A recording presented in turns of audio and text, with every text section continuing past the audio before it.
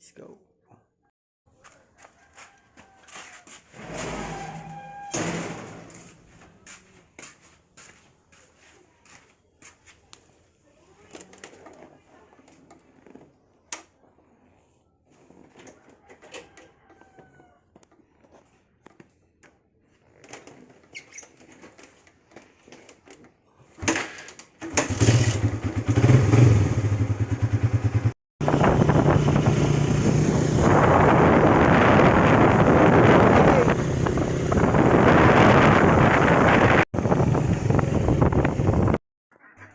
You know.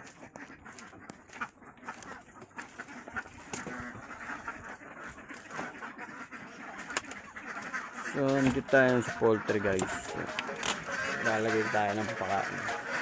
Gusto na yata yung patukan. Tingnan natin. Meron pa. So, nandito ako sa loob ng poultry guys.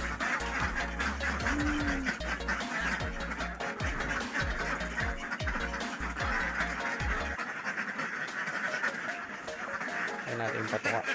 Lalagyan ng patuka. Oh my God, makakuha na ko sa idna. Lalagyan natin ng feeds. Ayos na. Ayun guys, papakita ko sa inyo. Sa idna. Sa idna ang patuka. So ayan o guys, sa idna. Lalagyan na natin ng patuka. Ito na yan. Ayos na. Ayan o. Sa idna.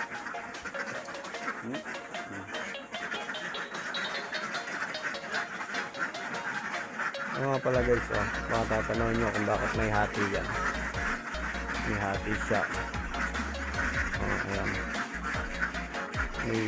Kumbaga may may bakod. Kasi itong mga nakabukod na to, mga bata to eh. Ito. Kaya mga bata yan. Itong mga nandito sa kabila, matagal na to. Mga matatanda na. So konti na lang itlog nitong mga matatanda. Itong mga bata ang nagbibigay ng medyo marami itlog na yun. Medyo sumusulong guys. So, sige lang. Lagi lang patuka guys.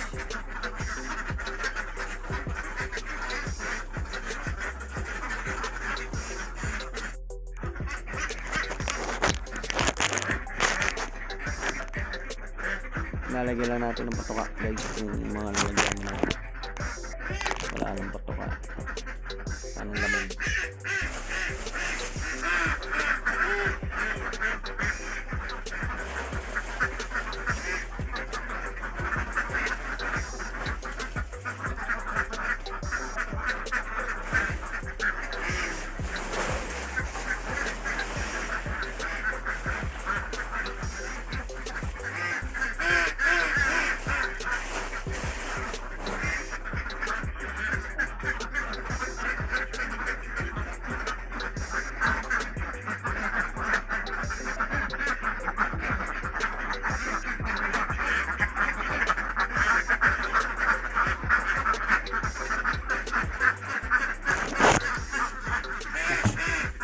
Ngayon guys, magdadagdag naman tayo ng tubig.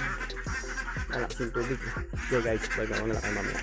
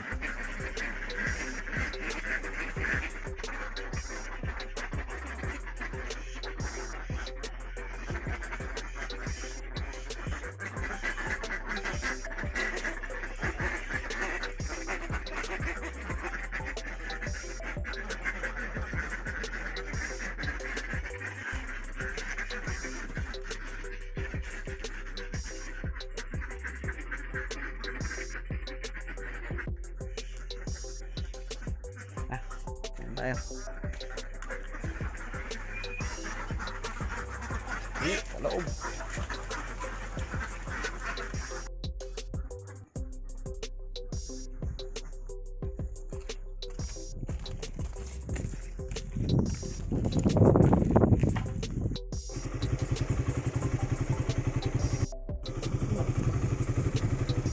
So ayun guys, pauwi na ako katatapos ko lang magpakain ng ano guys, ng itik. So ito yung lugar dito sa amin guys. So, ayan lang. Simple lang guys, ang mga typical na lugar lang. So yan lang siya basically guys. So ayan. Pahinga muna ako dito guys kasi masarap dito, medyo mahangin kasi dito sa bahay, ang init. So namamahinga lang ako saglit. So maya uwi ako guys. So ito yung lugar namin. Ayan ako. So yun yung daan papunta sa ano guys, sa kabilang bayan. So hindi pa siya tapos. So konti na lang siya guys, yung tulay na lang yung pagitan yung tinatapos para madaanan na siya guys. So hopefully by December siguro. Hopefully. So hindi ko alam guys. So sana next year madaanan na yun para pagpapasok ako dito na ako dadaan guys. Hindi na ako dadaan sa, hindi na ako ikot kasi mas malapit ang daan dito guys papunta sa kabilang bayan. Kasi pag sa kabilang bayan iikot ka pa na napakalayo. So hopefully this year matapos sana para next year medyo malapit-lapit na yung daan namin. So ito yung amin ano guys, place dito sa amin. Wait lang, babalik na rin ko yung camera. So ayan guys, ayan, ganun lang siya guys basically. So ayan, may bukid. Malapit kami sa bukid guys. So yung bahay namin yun, doon malayo. So kasi kaya malayo itong poultry namin guys, para malayo sa mga bahayan, para walang magreklamo. So doon pa sa banda rin yung ano namin bahay. So ayan lang siya guys. So pinakita ko lang sa inyo guys yung lugar dito sa amin. So ayan, Palayan. Masarap dito guys, mahangin. Kaya tumambay muna ako. So ayun guys, nakita nyo na yung lugar dito sa amin. So ganun lang siya basically. Tambay muna tayo dito, medyo mahangin kasi dito. Pula na sa lamig ko. Ayun pala.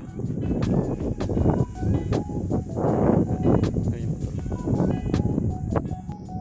So ayan guys. So ayun lang guys. So sa susunod na lang guys. So yun lang guys. So ganito na lang ulit. So next time na lang ulit. Ayun. Ayan. Sige guys, next time na lang ulit. Bye bye. Sarap dito, mahangin lalo pag hapon guys. Sarap dito. Kita mo yung sunset guys. So yun lang. So yun lang guys. So next time na lang ulit guys. So bye bye.